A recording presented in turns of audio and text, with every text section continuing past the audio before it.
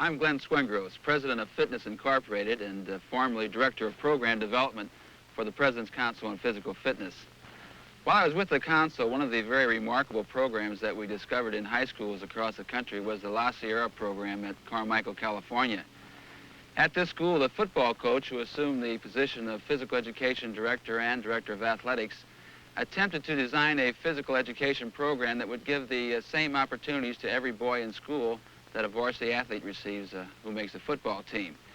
In this attempt, he provided means for them to progress through the physical education program and gain status so that they really felt as if they were accomplishing something in terms of physical development.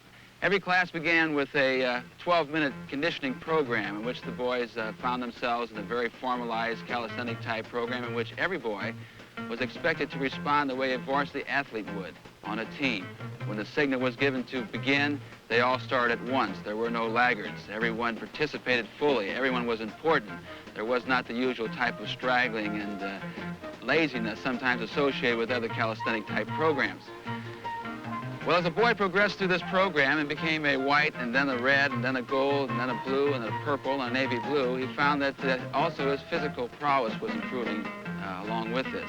And that's one school in the country, LaSierra High School, where you don't have to ask if there's a physical fitness program.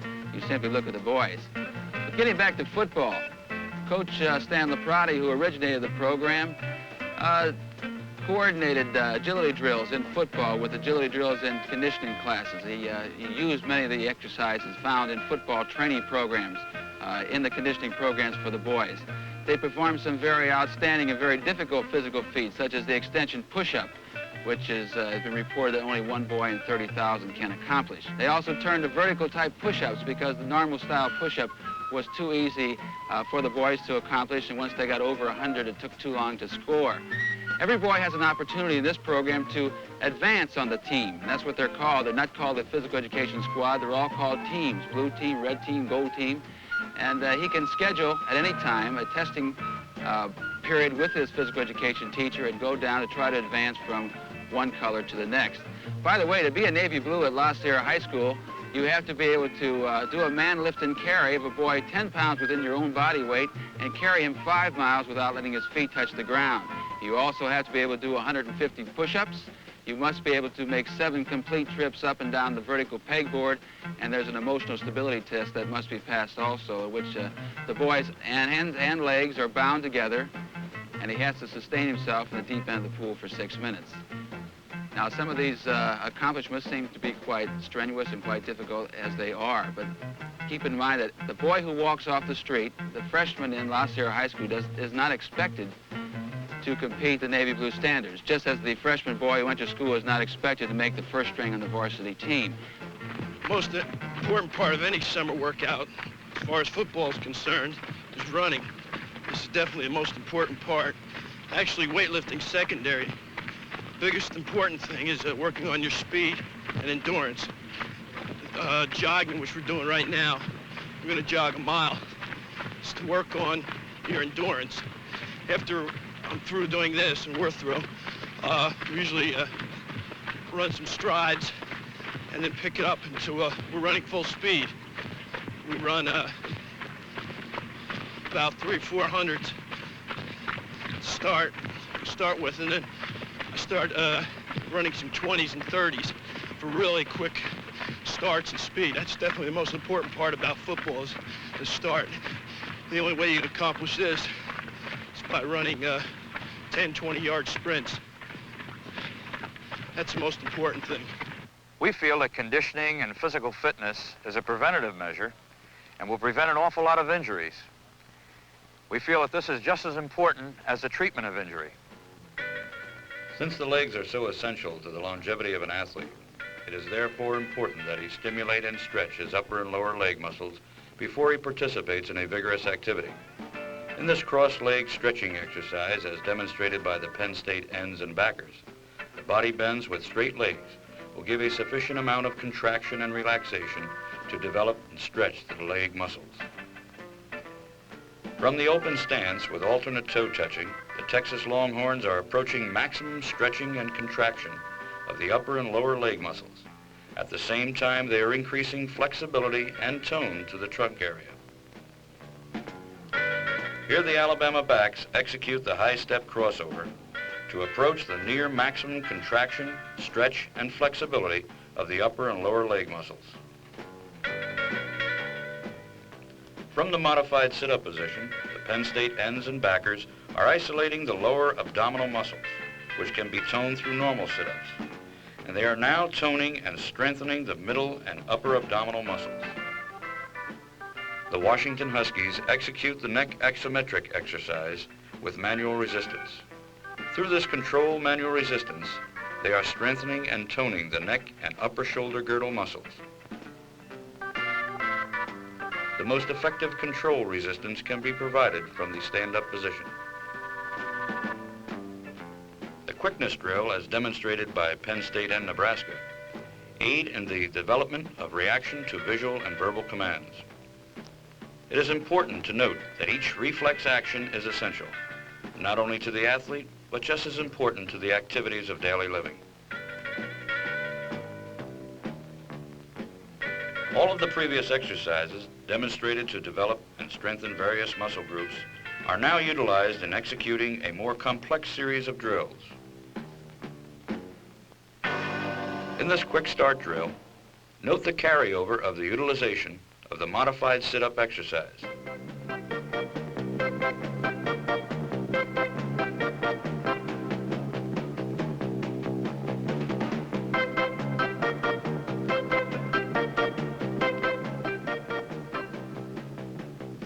The seat roll drill shows the need for quickness in response and recovery to balance.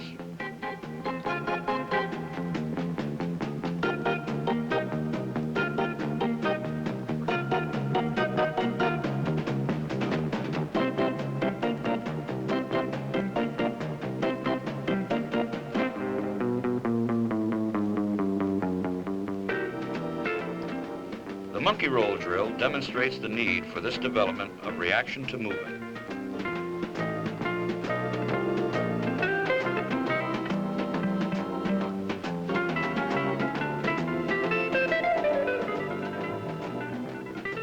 The Cornhuskers wave drill shows reaction to a visual command involving quickness, agility, and balance.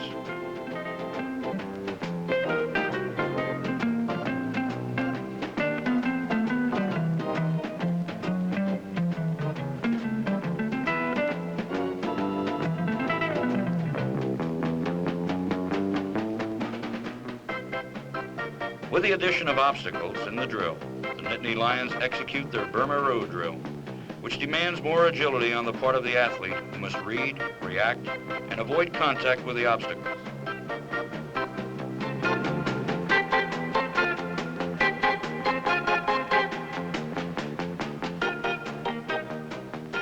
The Michigan State Spartans run the gauntlet drill, demonstrating proper running form and body control, which once again shows the carryover of the strengthening and stretching leg exercises.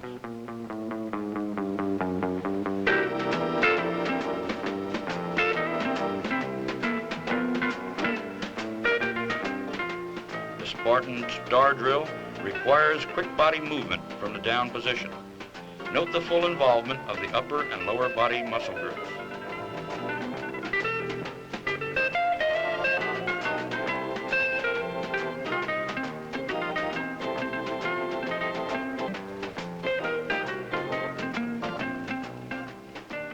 The following sequence of drills is executed by Washington and Penn State, emphasizes the need for the proper body control and body balance while running forward, backward, and laterally while adjusting to a change of direction.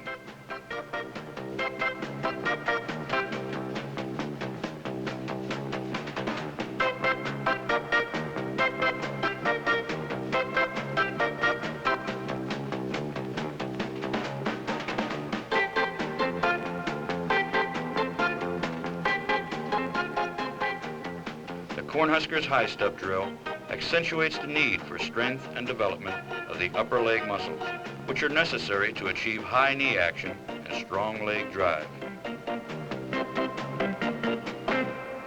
The values of fitness are obvious. The price of fitness is attractively low. And no matter what activity you participate in, fitness will increase your chances to excel. Fitness is very easy to attain. All it takes is a little know-how, a little time, and a little extra effort. Through fitness, you can increase your agility, strength, and endurance. Also, you will be building a foundation of fitness habits that you can carry on for years, helping you to stay active longer and enjoy a healthier, happier life. The future belongs to those who prepare for it.